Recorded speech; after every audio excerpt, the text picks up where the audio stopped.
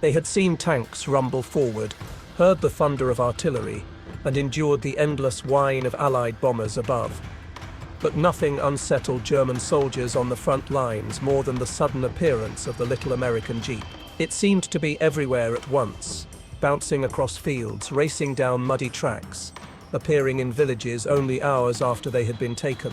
It was not armored like a Panzer, not massive like a Sherman, yet its speed, ubiquity, and stubborn persistence made it a symbol of American power every bit as much as the big guns. German soldiers, conditioned to war in terms of heavy equipment and iron strength, could not comprehend how a small open-air vehicle could keep showing up faster than they could destroy it. The first encounters often carried an air of disbelief. Wehrmacht troops advancing in North Africa reported that after every clash with American units, Jeeps seemed to sprout from the desert like cactus. They carried officers, medics, mechanics, radio men, even chaplains. When one Jeep was destroyed by a mine or artillery, another seemed to appear within hours, rattling across sand and stone with a cloud of dust trailing behind. To German soldiers accustomed to long delays in resupply and to vehicles breaking down without replacement, this rhythm felt unnatural, almost eerie. It suggested a pipeline of production so vast that destruction was irrelevant. This impression only grew stronger in Europe. In France after D-Day, German infantry hiding in hedgerows described the swarm of jeeps pouring down newly secured lanes. They carried ammunition to the front, evacuated wounded men to aid stations, and ferried commanders to direct their unit. For Germans who often relied on horse-drawn wagons in the same landscapes, the contrast was staggering. Horses slowed when mud clung to their hooves. Jeeps plowed ahead. Wagons broke axles on narrow paths. Jeeps bounced across with springs whining but intact. And most critically, while the Reich struggled to replace one wagon or truck lost to bombing, the Americans replaced jeeps as though they were disposable tools. The sheer scale of production was the invisible force behind the wheel. Back home, factories in Ohio, Michigan, and Pennsylvania rolled out hundreds of jeeps daily, stamping steel, fitting engines, and shipping them in endless lines of trains and freighters. By war's end, nearly 700,000 would be produced. To German soldiers, each destroyed jeep should have mattered, a small victory. Yet the replacements arrived with such speed that the destruction felt meaningless. As one prisoner admitted later, "We destroyed a few, but the next morning there were more than before." This sense of futility weighed heavily, for it revealed that the American arsenal was not just strong, it was inexhaustible. What unsettled the Germans most was the jeep's versatility. They watched Americans use it for reconnaissance, for laying telephone wire, for towing light artillery, and even for improvised assaults with machine guns bolted on the back. They saw medics bouncing down cratered roads with Red Cross flags fluttering, evacuating wounded faster than German stretchers could be carried. They saw jeeps transformed into mobile command posts with radios chattering, or converted into makeshift ambulances with two stretchers strapped across the hood. To German eyes, this was improvisation backed by abundance, a culture of flexibility that contrasted with the rigid planning of their own forces.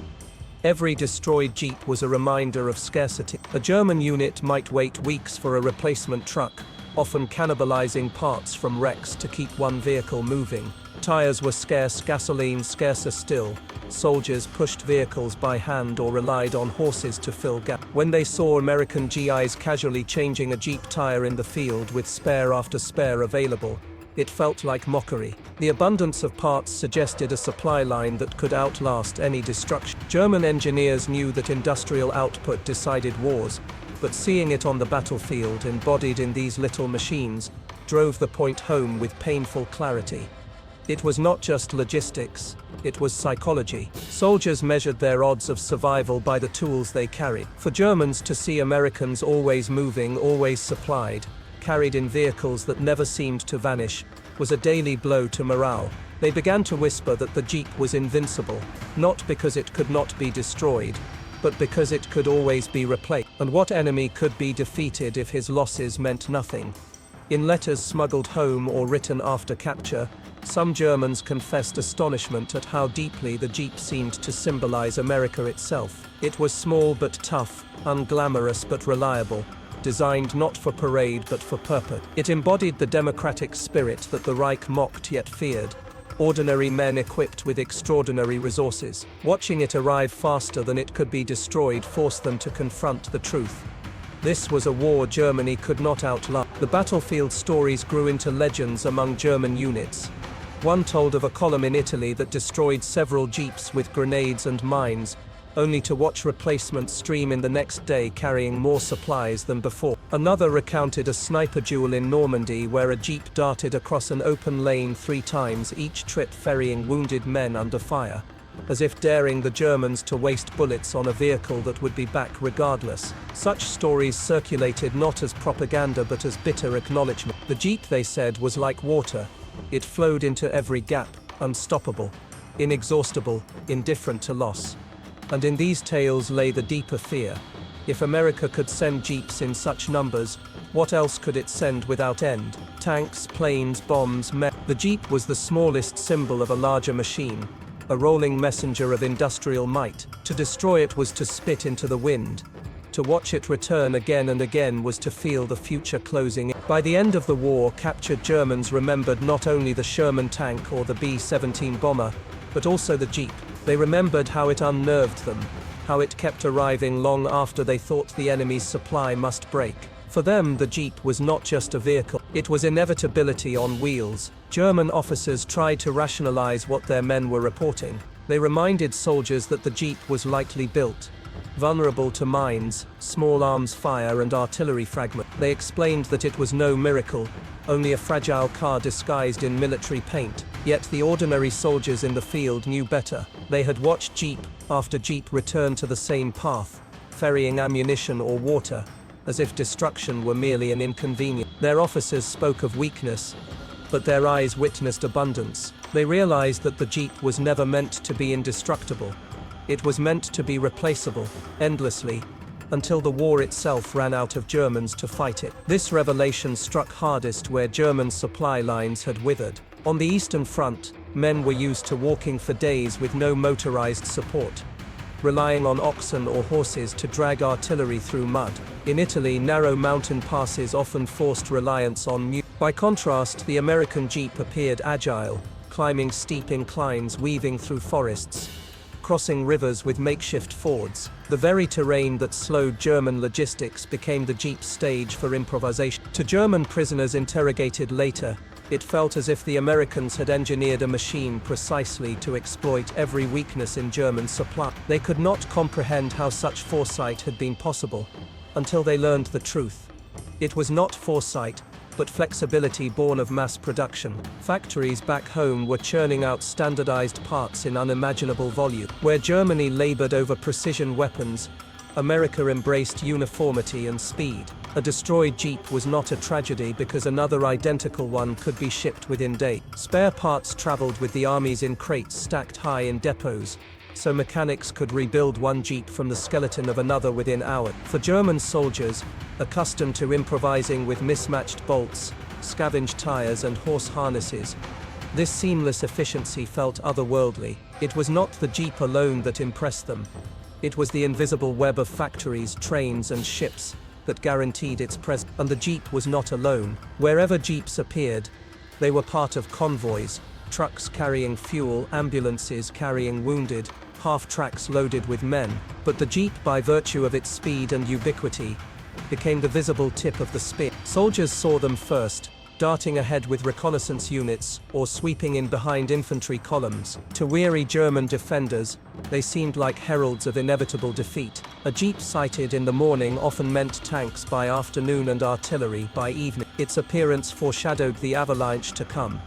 Stories spread among German units that the Americans treated jeeps like toys, customizing them with slogans, mascots, and paint. Some bristled with extra machine guns, others carried stretchers or radio masts. This personalization puzzled Germans, who had been trained to view military equipment as standardized tools under rigid control. The Americans, it seemed, trusted their men with freedom to adapt, to bend machines into whatever shape was needed. This looseness of command, combined with industrial abundance, produced a terrifying synergy. German soldiers could destroy vehicles, but they could not destroy the culture that produced and replaced them. Morale sagged under this weight of contrast. Letters intercepted by censors revealed German soldiers confessing despair to families back home. One wrote that while they carried rifles older than themselves, the Americans carried spare engines for their car. Another admitted bitterly that a single Jeep convoy carried more food in one day than his company had eaten in a week.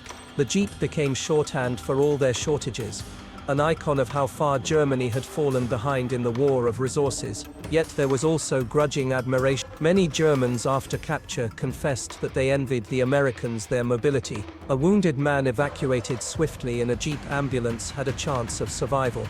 In their own army, the same wound might mean hours of agony carried on. Medics who saw Jeeps bouncing into shell holes to retrieve injured GIs shook their heads in disbelief. Some admitted quietly that they hoped for capture, simply to be treated with the same speed and efficiency. In those moments, the Jeep represented not just American strength, but American humanity.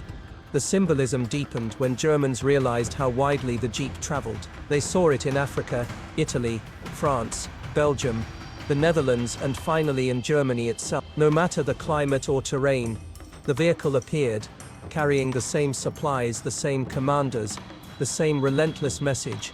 America had reached you and it had not run out. For a nation taught that blockade and bombing could starve enemies into surrender, this was shattering. The Jeep mocked that assumption. It said plainly, your strategy of attrition is meaningless against a foe that grows stronger with distance.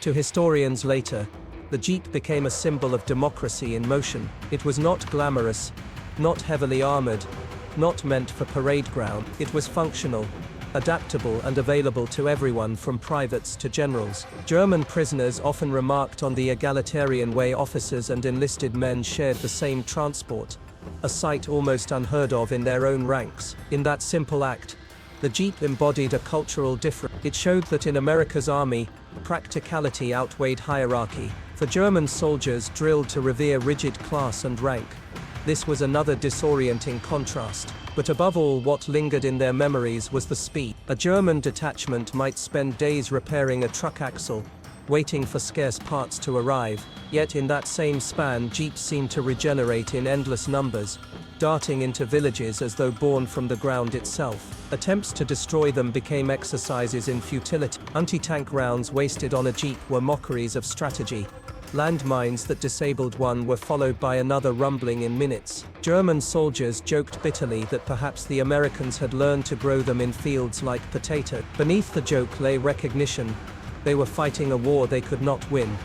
When the war ended, many Germans carried home the memory of the Jeep as vividly as that of tanks or aircraft. It had not been the deadliest weapon, but it had been the most omnipresent, the most unnerving, the most symbolic of America's inexhaustible strength. And long after surrender, they recalled how it arrived faster than they could destroy it, teaching them a lesson no speech or broadcast could convey. The Reich had gambled against a nation of limitless wheels, and the deeper the war dragged on, the more German soldiers began to notice patterns in their encounters with the Jeep. At first it was only a curiosity, a strange little machine that seemed too small and fragile to matter, but gradually it grew into a symbol that overshadowed their confidence. In Poland they had advanced with armored columns that seemed unstoppable. In France, their blitzkrieg had stunned the world. Yet now, years later, they found themselves staring at an enemy who fought not with speed alone but with endurance. The Jeep became the visual representation of that endurance. Small, agile, and utterly relentless. One of the most demoralizing aspects was the Jeep's ability to traverse terrain where German vehicles struggled. Soldiers hiding in dense forests swore they could hear the distant hum of engines long before they could see them, and when the sound finally broke through the trees, there it was again. Another Jeep bouncing along a narrow track with supplies strapped to its side. Mines might destroy one, yet another followed the same trail an hour later.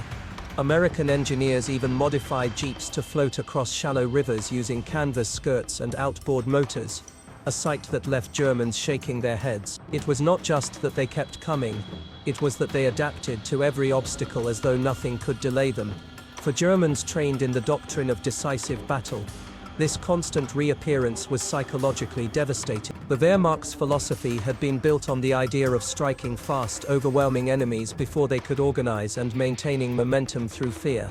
But now the fear was turned against them. American logistics had become its own form of blitzkrieg, a tidal wave that never stopped rolling forward. The Jeep was the messenger of that wave, always ahead of the storm. German soldiers realized that every time they destroyed one, they had not weakened the enemy at all. They had only cleared the way for another to arrive.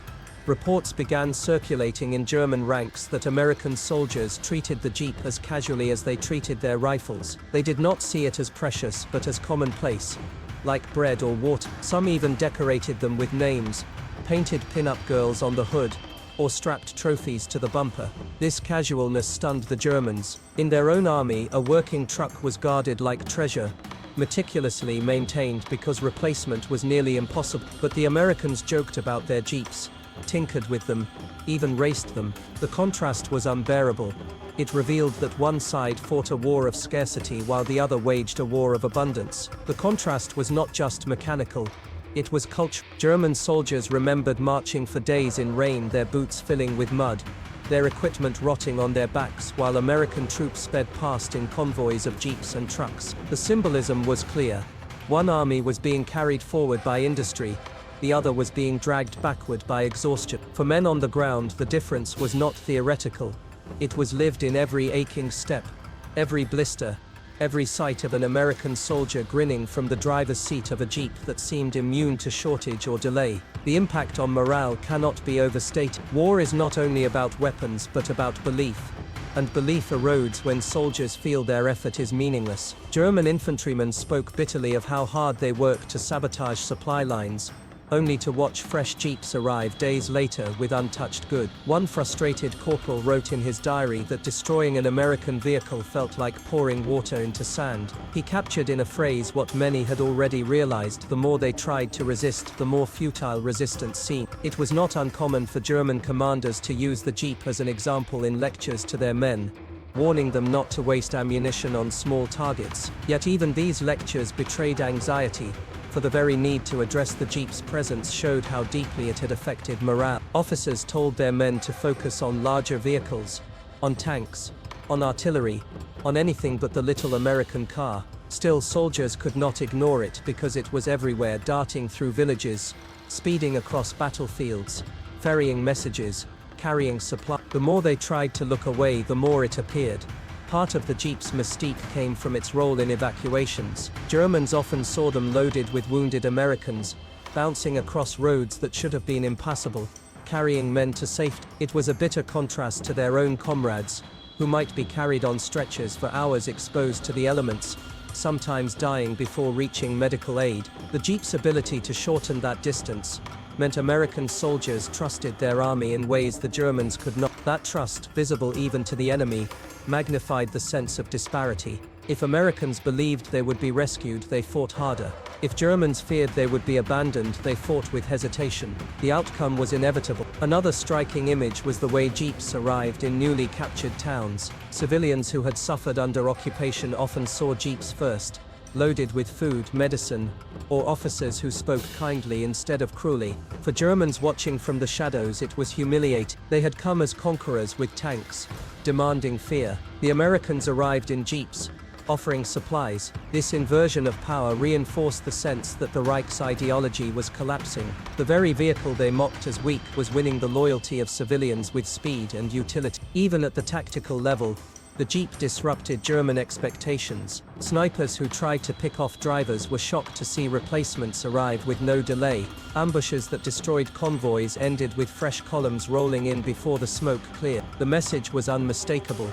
Germany could not halt the machine. It might slow it for an hour, even for a day, but never for long. And in modern war, time was everything. The Jeep's rapid return told Germans that they were always on borrowed time. In hindsight, historians often call the Jeep the vehicle that won the war. That claim is of course exaggerated, for tanks, ships and planes carried heavier weight. But for the men on the front lines, the Jeep symbolized something deeper: the futility of resistance against an enemy who could outproduce, outmove and outlast them. It was not simply a car, it was an omen that foretold and for Germans who watched them arrive faster than they could be destroyed, it became the quiet engine of despair. Soldiers crouched in foxholes along the Siegfried line whispered about it during long nights of cold and hunger. They knew that before long the hum of its engine would echo down some frozen road, heralding yet another It no longer mattered if they destroyed 1 or 10.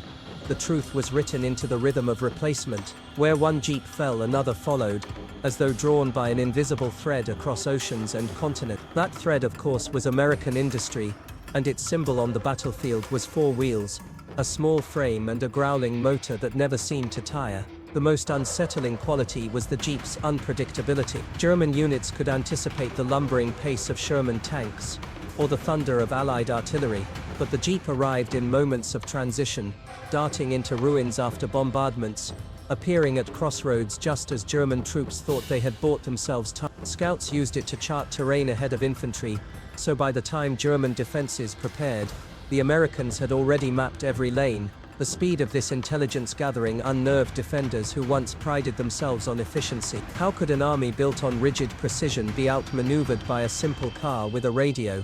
Even more demoralizing was the casual way Americans accepted jeep losses. German reports told of convoys ambushed, jeeps blown apart, bodies scattered, yet hours later fresh convoys pushed through the same roads. There was no pause for mourning, no visible sense of depletion. Germans, who had to ration every vehicle as if it were gold, could not comprehend this culture of disposability. To them, the jeep was proof that America treated machines like paper cups: use, discard, replace, because there would always be more. It was a philosophy alien to soldiers raised on scarcity.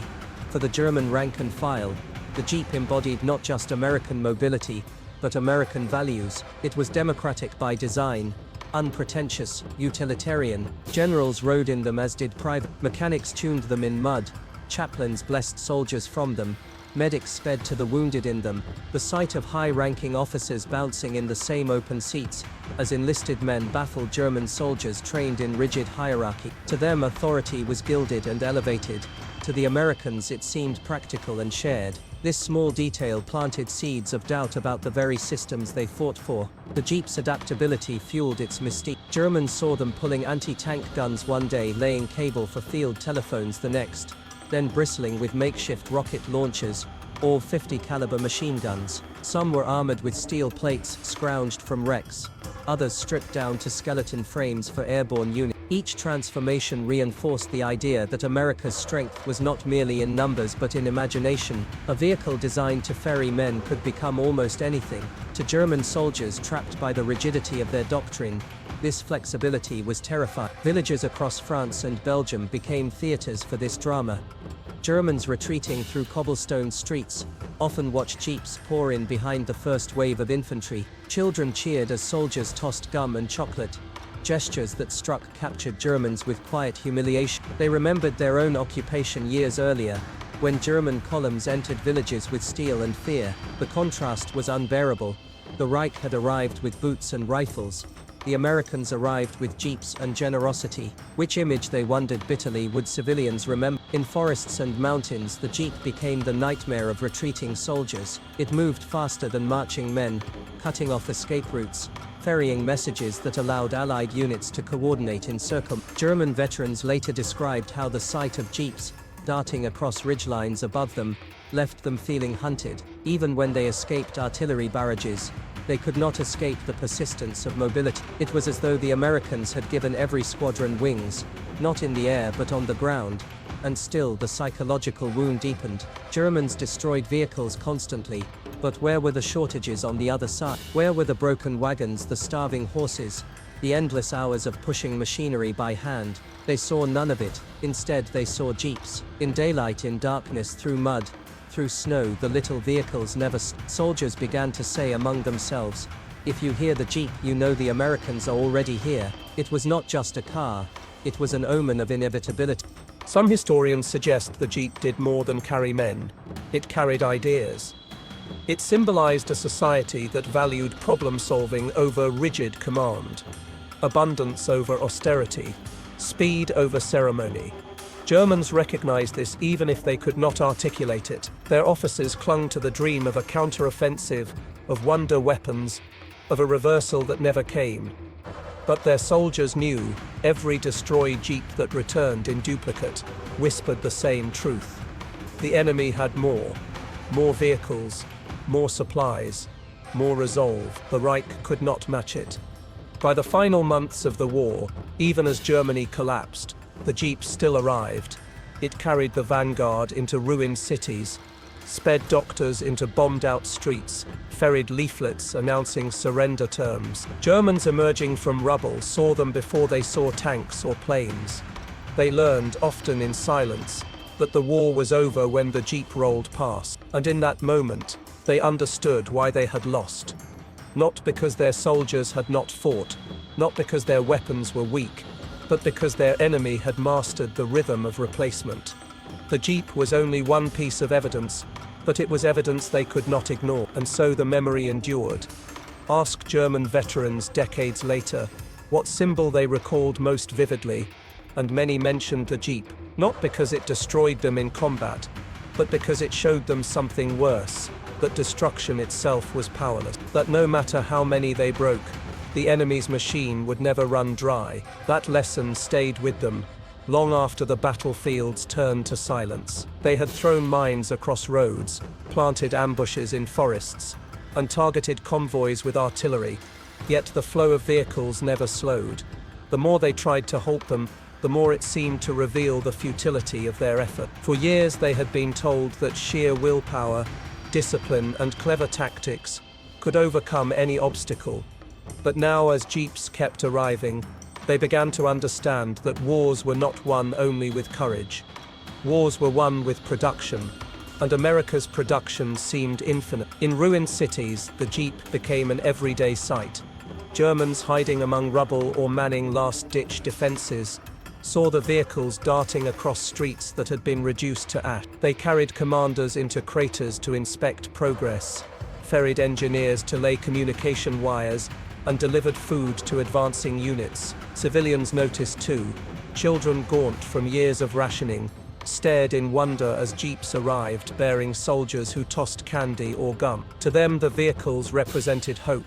To German soldiers watching from shadows, they represented humiliation. The Reich, which had promised dominance, was being overshadowed by the casual abundance of a small utility car. The adaptability of the jeep never ceased to amaze and unsettle the enemy. Germans saw them rigged with stretchers so that the wounded could be evacuated with speed, a practice unheard of in their own units where men often waited hours for rescue. They saw jeeps pulling anti-aircraft guns to unexpected positions, harassing Luftwaffe planes that dared to descend. They saw them fitted with radios that allowed instant communication between advancing units, coordination that German officers struggled to maintain with strained lines.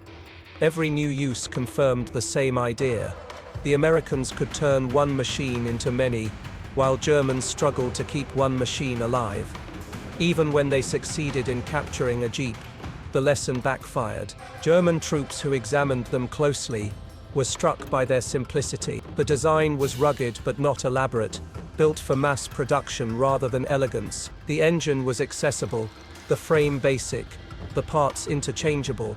It was not a wonder of engineering, but a wonder of practicality. This simplicity explained everything. It could be produced fast, repaired fast, replaced fast. What Germany celebrated as precision had become its curse. Every complex part took longer to make, and shortages multiplied. The jeep, by contrast, existed in numbers too vast to stop. Propaganda within the Reich tried to dismiss the jeep as unimpressive. State newspapers described it as flimsy, an unreliable toy. Radio broadcasts mocked the Americans for using such primitive vehicles, but the soldiers who faced them knew the truth. They had watched them endure mud, snow, and sand. They had watched them bounce across terrain where horses faltered and trucks broke down. They had destroyed them and seen replacements arrive before dusk. No speech could erase the evidence written on the ground before their eyes. The jeep also exposed the widening gap between the German home front and the front lines. Families back home starved on dwindling rations. Yet soldiers wrote of seeing their enemies carried forward in cars that seemed endless. Mothers queued for bread while their sons faced opponents who tossed cigarettes and chocolate like trifles. The disparity gnawed at loyalty. It was one thing to suffer together. It was another to suffer while the enemy thrived openly. The Jeep made that disparity visible, and once seen, it could not be unseen. To some Germans, the Jeep became a symbol of inevitability. They began to say it was like the ticking of a clock. Steady, relentless, unstoppable. No matter how hard they fought, time itself was against them, carried forward by those four wheels. This sense of inevitability bred resignation. Soldiers who once believed in the glory of final victory now muttered that perhaps the end was near. It was not speeches or ideology that broke them. It was the sound of engines humming where silence should have been. When Germany finally collapsed, the Jeep was everywhere. It led convoys into surrendered towns, carried interpreters to negotiate terms, and delivered supplies to the defeated. German soldiers lined up to lay down their weapons often saw jeeps first before tanks or trucks. They realized with a sting of irony that the vehicle they had dismissed as weak had escorted them into defeat. It was not mighty cannons or bombers that broke their spirit, but a modest car that never stopped coming. After the war, memoirs from German veterans recalled the Jeep with surprising frequency. They did not always remember the names of American tanks or aircraft, but they remembered the little vehicle that embodied the power they could not match. Some admitted grudging respect, others expressed envy, and still others confessed despair. To them, the Jeep was the face of an enemy who could outlast anything. An enemy whose strength lay not in a single weapon but in a system of abundance. Historians later called it the war's greatest utility vehicle, but for German soldiers it was more than that. It was a reminder of what they lacked: speed, mobility, replacement, and trust in supply. It was the ghost of every destroyed machine that never truly stayed destroyed. And as they looked back, many realized that their war had been lost not only in the skies above, or the fields of battle, but on the roads where jeeps kept arriving, faster than they could ever hope to stop them. It was conceived as a stopgap, a light reconnaissance vehicle, born from a rush design competition in 1940. Yet by the war's end it had become a legend not through glory but through presence. To German soldiers, its constant arrival represented more than clever design. It represented the crushing weight of American capacity. Each jeep they saw was evidence that their enemies' resources were deeper, their logistics stronger, their resolve steadier. They might destroy one, but they could not destroy the stream that carried it forward. For men on the front lines, this realization carried a heavy psychological toll. Many Germans clung to the hope that if they fought hard enough they could stall American momentum. But every time they sabotaged a convoy or mined a road, new jeeps appeared, loaded with supplies or troops. Their victories were erased before they could savor them. This was the most corrosive lesson. Courage was not enough when the enemy's abundance could neutralize it. To the average German soldier, it felt like drowning in an endless tide. The more they studied the Jeep, the more it revealed about the nature of their opponent. Unlike German vehicles, which were often engineered with complexity in mind, the Jeep was stripped to essential. Its simplicity was not a weakness, but a strength. A broken axle could be replaced in minutes, a stalled engine restarted with little training, a punctured tire swapped with spares always on hand. German mechanics marveled at how quickly American units returned disabled jeeps to action. For them, repair was a constant battle with shortages. For Americans, repair was routine. The contrast gnawed at their pride as soldiers and craftsmen. The Jeep also forced Germans to confront the reality of Allied coordination. They often saw jeeps carrying officers who directed artillery with precision or radio operators relaying information instantly. They saw supply jeeps unloading rations that boosted morale, medical jeeps whisking wounded men away before shock could set in, and communications jeeps laying telephone wire that knitted entire armies together. It was not one vehicle but many roles compacted into one frame. In that adaptability lay a truth Germans could not escape. Their enemy's strength was not just in machines but in the systems that connected them. Perhaps the most bitter observation was the contrast in soldier experience. German infantry slogged for miles on blistered feet, carrying heavy packs, while American counterparts rode past in columns of jeeps. Germans nursed hunger and thirst, while Americans reached into ration boxes carried easily by their vehicles. The disparity bred resentment. Letters from the front reveal men describing the Americans as spoiled, yet admitting in the same breath that spoiled armies with endless machines were impossible to stop. It was not softness, it was security, and security allowed Americans to fight longer, harder, with greater confidence. There were countless battlefield anecdotes of Germans trying to adapt. Some units laid traps, using wreckage to lure jeeps into ambush. Others mined paths heavily, sacrificing precious explosives. A few even captured jeeps and used them for themselves, but such efforts barely scratched the surface. The Americans had more to replace every loss. In fact, their sheer willingness to risk jeeps in dangerous roles, because they could afford to, revealed the futility of German resistance. Every captured or destroyed vehicle was nothing more than a pebble thrown into a river. The current continued unstoppable. German officers often tried to spin this reality for morale. They told their men the Americans depended too much on their machines, that without jeeps they would crumble. But such speeches rang hollow. The soldiers had eyes, and they could see the truth. Americans fought not only with machines but with the confidence those machines gave them. Destroying a jeep never slowed them. On the contrary, it sometimes seemed to energize them, as fresh replacements rolled in without pause. Germans could not replicate that. They fought on empty and they knew it.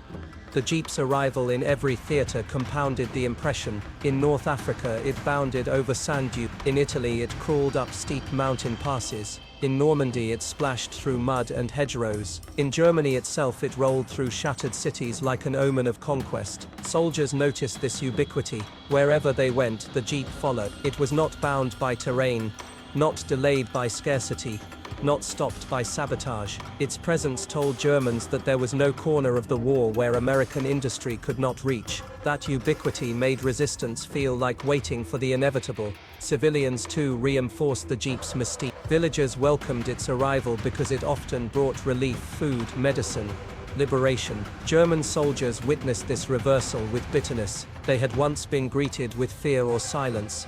The Americans were greeted with cheer. And the jeep, arriving first into many towns, became the face of liberation. To fight against it was not only to fight against an army but against the hope of civilians. For Germans whose morale was already frayed, this was another blow. The vehicle they mocked as trivial carried the weight of symbolism they could not match. As the war neared its end, the jeep's image was cemented in German minds as the most relentless enemy. It was not the largest, the fastest, or the deadliest, but it was the most persistent, the most dependable, the most inexhaustible. Each destroyed jeep mocked their effort, because each was replaced before the wreck cooled. That persistence carried a message more crushing than artillery barrages. Germany could not outlast a nation that treated war like a problem of supply and solved it with numbers. For the German soldier, that was the hardest truth of all. By the final year of the war, the jeep had become an object of grim fascination for German soldiers. It was the constant thread running through every battle,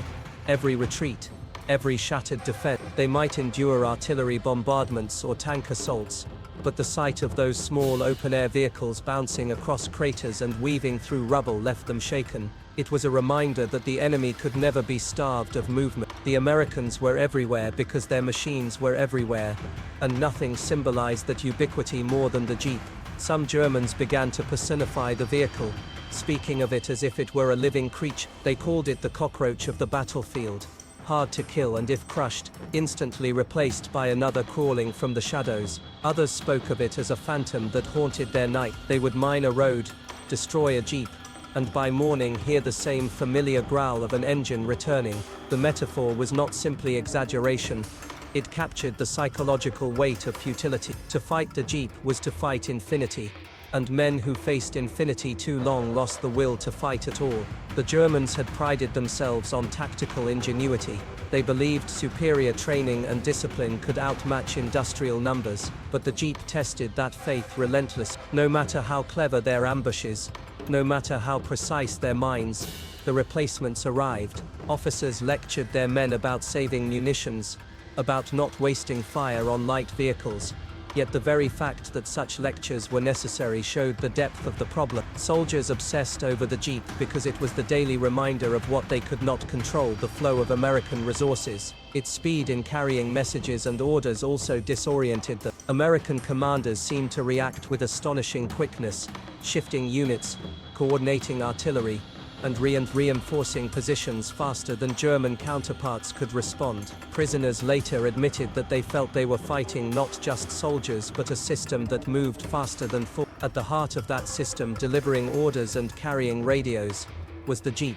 It shrank the battlefield for Americans, connecting distant units into one coherent whole. Germans, by contrast, often relied on couriers trudging on foot or telephone lines that were constantly severed by bombardments. The imbalance made them feel not only outgunned but outpaced. The Jeep also became entwined with American identity in ways that unnerved Germans. They saw young soldiers sitting casually in their vehicles, smoking, laughing, even singing, as though the war were only an inconvenience. The Jeep seemed an extension of their spirit, relaxed yet confident, ordinary yet unbreakable. Germans, hardened by years of privation, watched in silence as their enemies treated war with an ease that was infuriating. But that ease was not carelessness. It was security, the assurance of endless replacements, endless supplies, It was the posture of a nation too strong to fear shortage. In battle after battle, Jeeps arrived first to mark the transition from defense to defeat. German soldiers hiding in towns reduced to rubble would see them arrive with engineers and medics, followed by waves of infantry and armor. The Jeep was the herald of conquest, and its arrival drained hope from defenders before the real fight began. More than one veteran later confessed that the sight of a Jeep sometimes mattered more than the sound of tanks. Tanks could be delayed, bogged or destroyed, but the Jeep never stopped. Its appearance was the warning that resistance was already too late. The psychological toll rippled through the ranks. Veterans told stories of younger soldiers panicking at the sound of approaching engines, convinced that another column was descending upon them. Officers struggled to maintain order as rumors spread that the enemy's vehicles were endless, arriving faster than bullets could cut them down. This mythology grew because it was rooted in truth. The Jeep was endless, not because it was invulnerable, but because it was replaceable beyond imagination. That was the secret every German soldier slowly came to understand.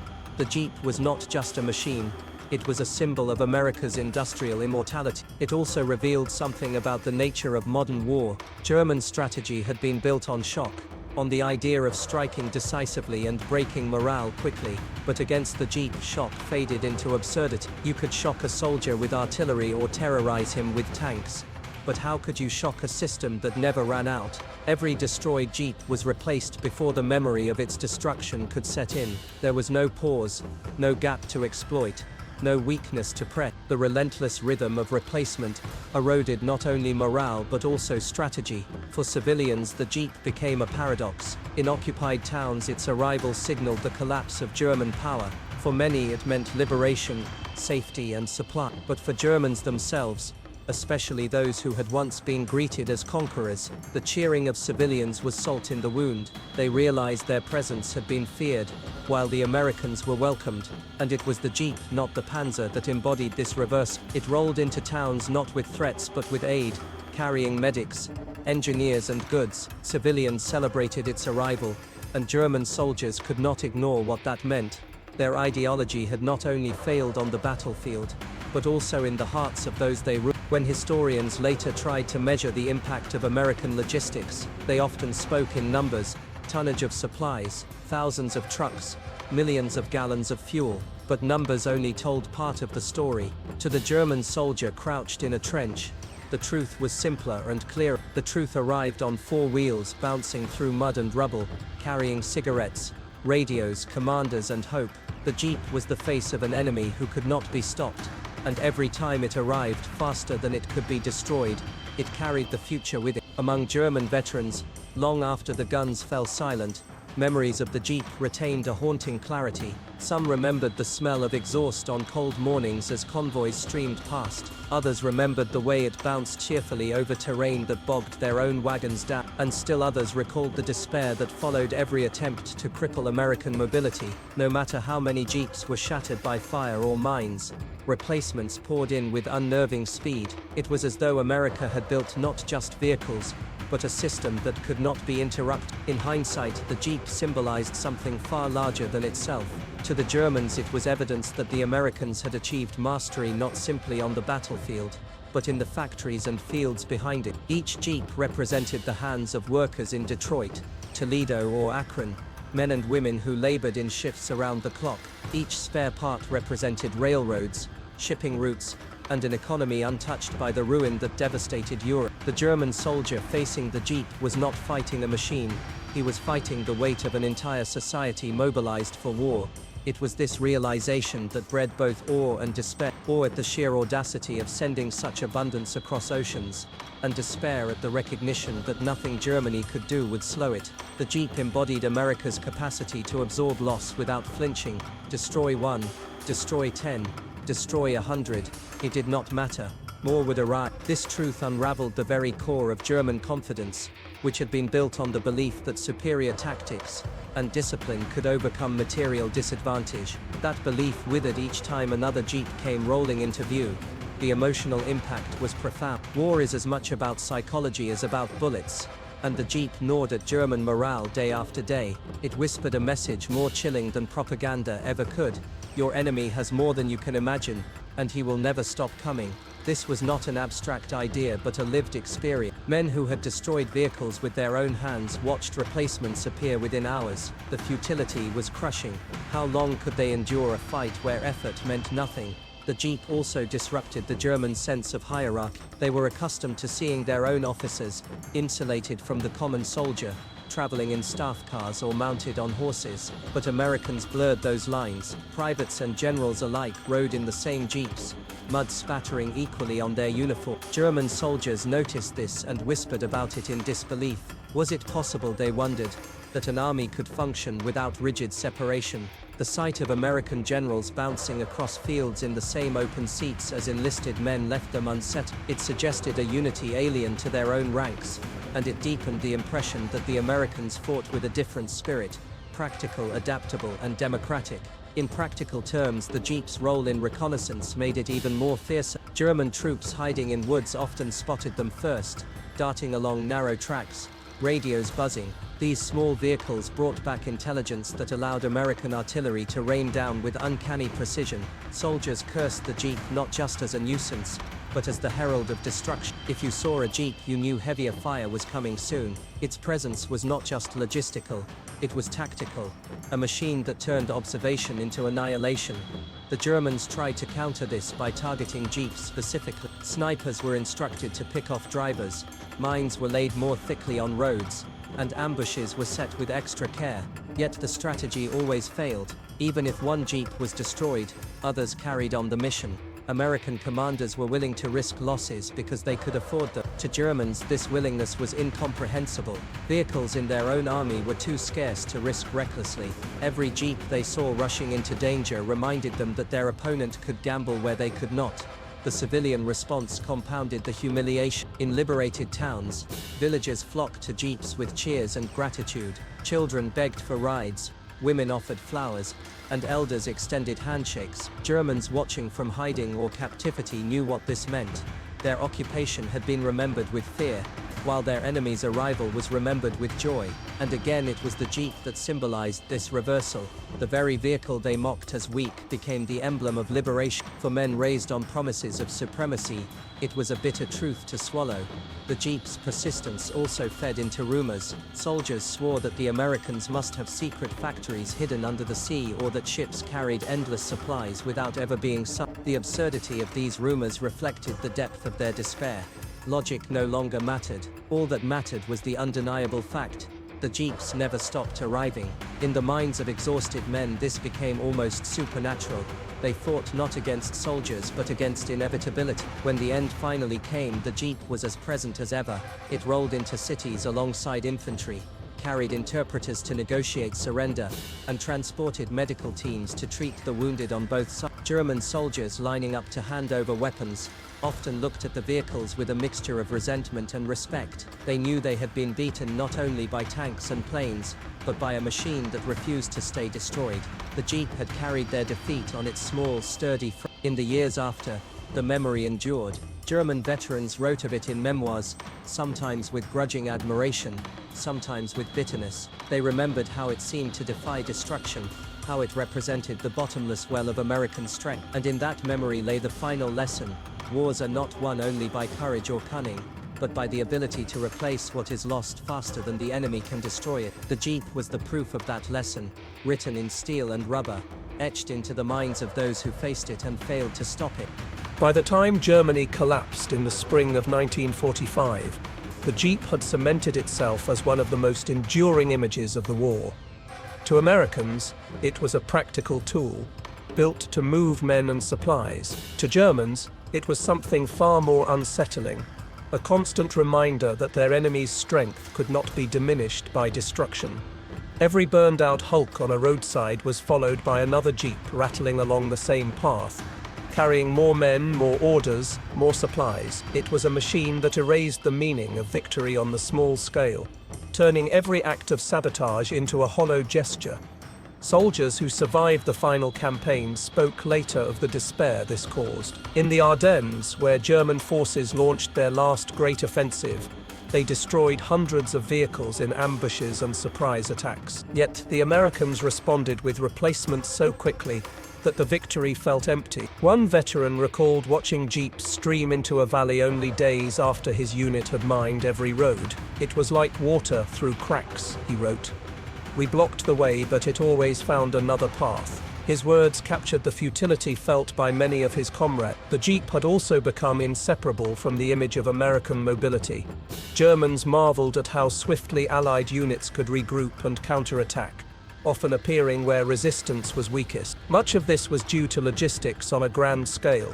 Convoys of trucks, fleets of ships, networks of depots, but at the level of the ordinary soldier, the Jeep was the face of that mobility. It delivered ammunition when rifles ran dry, food when stomachs ached, and orders when confusion threatened collapse. Germans who tried to calculate the pace of Allied operations always returned to the same bitter observation: wherever Americans needed to be, the Jeep got them there. It is important to remember that German soldiers did not lack courage. They fought with tenacity, often holding positions long after hope had faded. But courage could not compensate for scarcity.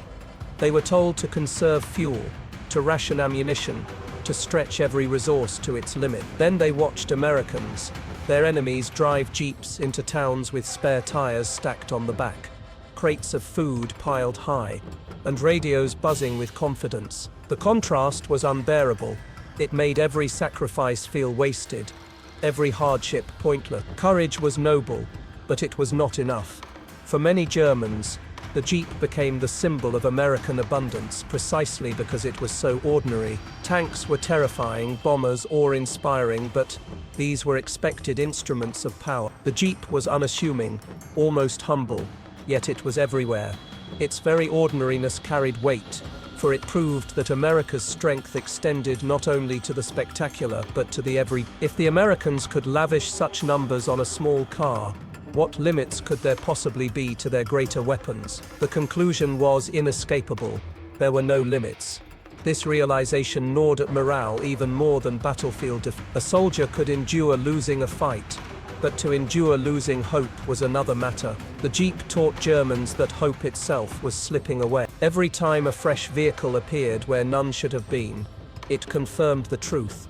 The Reich was crumbling, not only under fire but under the weight of its enemy's capacity. Men who had once believed in final victory began to admit, if only to themselves, that the war was unwinnable. In the ruins of cities, the Jeep was also the vehicle of transition. Germans who surrendered often saw Jeeps first, carrying interpreters, officers, and clerks to organize the handover of prisoners. They carried doctors to treat civilians, chaplains to comfort the dying, and soldiers to distribute food. To see the Jeep was to know that authority had shifted, that the Reich's control was finished. It was the messenger of defeat, rolling into courtyards and marketplaces with the quiet assurance of inevitability. The irony was that German propaganda had mocked such machines. They had promised that American reliance on vehicles would prove their weakness. They had predicted that soft soldiers carried by cars would falter when faced with hardened veterans marching on foot. Yet reality inverted these predictions. It was the Germans who faltered, while the Americans advanced with confidence. The Jeep was proof that the Reich's illusions had collapsed. Its very existence invalidated years of lies, and every soldier who saw it understood this, whether he admitted it aloud or not. In later years, when veterans gathered to recount their experiences, the Jeep was often mentioned with a strange mixture of resentment and admiration. Some spoke bitterly of its persistence, others laughed at their own frustration in trying to stop it. A few even admitted they had secretly hoped to capture one, not for glory but for the simple comfort of riding instead of marching. Such admissions revealed the quiet envy beneath the anger. They knew what the Jeep meant: comfort, speed, reliability, security, all the things they had been denied. For historians, the Jeep stands as one of the clearest examples of how modern wars are won by logistics, as much as by firepower. For German soldiers, it was more personal. It was the sound of defeat approaching, the shape of inevitability, the four-wheeled reminder that their enemy could not be worn down. And perhaps that was its greatest power, not its speed, not its versatility, but its persistence. It taught men in the field that their struggle was hopeless, and once that lesson was learned, the end was only a matter of time. They remembered its squat frame, its whine over rough terrain, its uncanny persistence. They remembered how, at first, they dismissed it as laughable, a toy unworthy of a serious army. And they remembered with bitterness how that toy came to embody their defeat, not because it overwhelmed them with power, but because it erased the meaning of destruction itself. The Jeep was never gone. In conversations among veterans, the Jeep often became a shorthand for the war America fought. Where Germany built wonders of engineering, massive tanks, jet aircraft, rockets, the Americans built simplicity in staggering numbers. That simplicity won. A German could marvel at the design of a Tiger tank, but he could not ignore that a Tiger burned as easily as any machine once fuel ran out. The Jeep never ran out. Even when destroyed, it reappeared in multiples. Its strength was not in individual performance, but in endless repetition. To soldiers in the field, this was a truth too painful to deny. There was also something deeply symbolic about its presence. The Jeep blurred the line between war and civilian life. Germans watched with surprise as American soldiers treated it like an extension of themselves, laughing as they drove, tossing supplies from its back, painting names on its hood. It looked less like a war machine and more like a companion. This casual familiarity unnerved German soldiers, who had been taught to revere their machines as sacred instruments of the Reich. To the Americans, machines were servants, disposable and replaceable. The difference reflected two worldviews, one clinging to scarcity and hierarchy, the other thriving on abundance and adaptability. The Jeep also highlighted the human dimension of warfare. German troops remembered watching them evacuate wounded at astonishing speed, racing through shellfire to deliver men to safety. It was a stark reminder that the Americans valued every soldier as an investment worth protecting. In their own army, men often bled out waiting for stretchers, victims of a system too strained to save them. This difference ate away at German morale. How could men continue to fight with zeal when they suspected their lives mattered less than those of their enemy? Every Jeep carrying the wounded was a lesson in values as much as in logistics. When German civilians saw Jeeps for the first time, they often reacted with shock. After years of scarcity, they watched vehicles arrive in convoys, loaded with food, medicine and supply. Children stared wide-eyed at soldiers handing out gum and candy. Parents wept at the sight of flour and coffee. For civilians, the Jeep meant liberation. For German soldiers, it meant humiliation. Their promise of dominance had crumbled, replaced by a small vehicle that became the face of their conqueror's generosity. The sight of villagers cheering the Jeep left a wound deeper than any battlefield loss. The Jeep's omnipresence also stripped away illusions of strategy. German officers had long insisted that tactical brilliance could outweigh numerical inferiority, but brilliance could not erase the fact that the Americans always arrived, always supplied, always renewed. The Jeep made that reality visible in every camp. It was the nail in the coffin of German doctrine, proving that mobility fueled by endless resources would always prevail. Cleverness was nothing against abundance. In the end, the Jeep's triumph was psychological as much as logistical. It destroyed belief, and without belief, no army can endure. German soldiers no longer believed they could starve the Americans, no longer believed they could outlast them, no longer believed destruction mattered. Once belief crumbled, the war itself was lost. Even before the final battles were fought, the Jeep was not just a machine, it was a message, carried across Europe and North Africa, whispering the truth of inevitability. That is why decades later, when German veterans looked back, they still spoke of the Jeep with respect and bitterness. They knew that their struggle had not been against tanks alone or planes alone, but against a system too vast to defeat. And the Jeep, arriving faster than they could destroy it, had been the clearest proof of that system's strength. When German soldiers laid down their arms in 1945, many of them tried to make sense of what had happened. They had believed in their leaders' promises of invincibility, in the superiority of their weapons, in the discipline of their army. Yet they had been undone by a war of endurance, a war that America fought with resources too vast to comprehend. And in the minds of those who survived, the clearest emblem of that endurance was not the bomber overhead or the tank on the road. It was the Jeep, the little car that never stopped arriving. They spoke of it with a mixture of bitterness and awe. Some remembered how they had laughed at it at first, mocking its size and its lack of armor. But those laughs had faded when they realized it always returned, carrying supplies, soldiers and order. They remembered the frustration of destroying one only to see two more arrive before the day was out. They remembered the sting of watching American generals share the same open seats as privates, something unthinkable in their own army. And they remembered the humiliation of seeing civilians cheer for its arrival while their own columns had been met with silence and fear. The Jeep, in their memories, became more than a vehicle.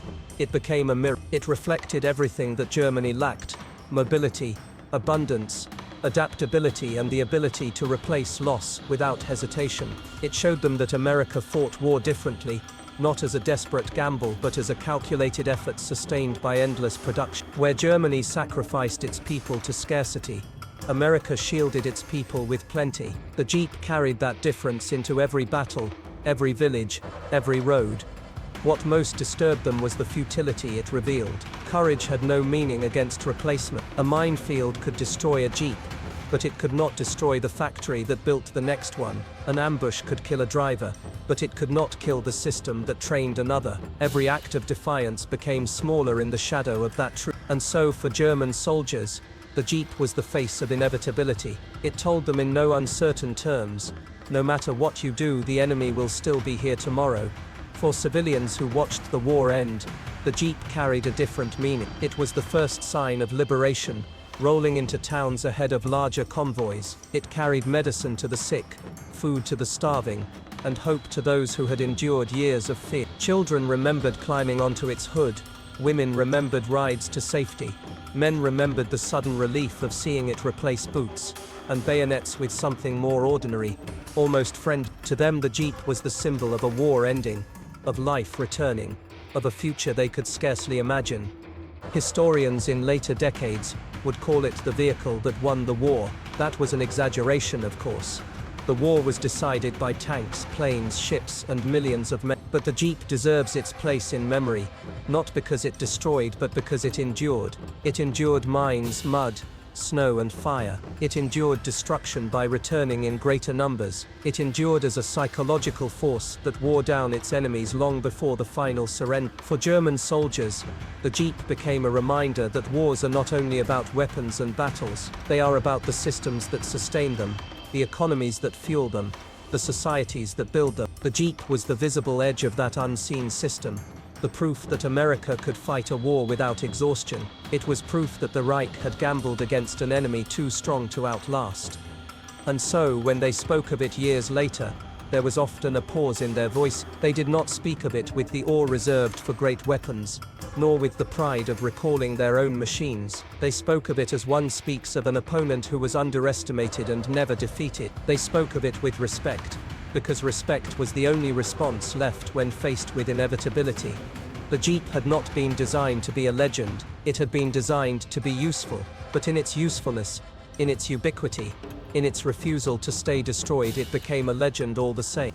And for the Germans who faced it, that legend carried a truth more crushing than any defeat in battle, that they had fought against a nation whose strength could not be broken, and that the proof of this strength was written in every Jeep that rolled past them, faster than they could destroy it.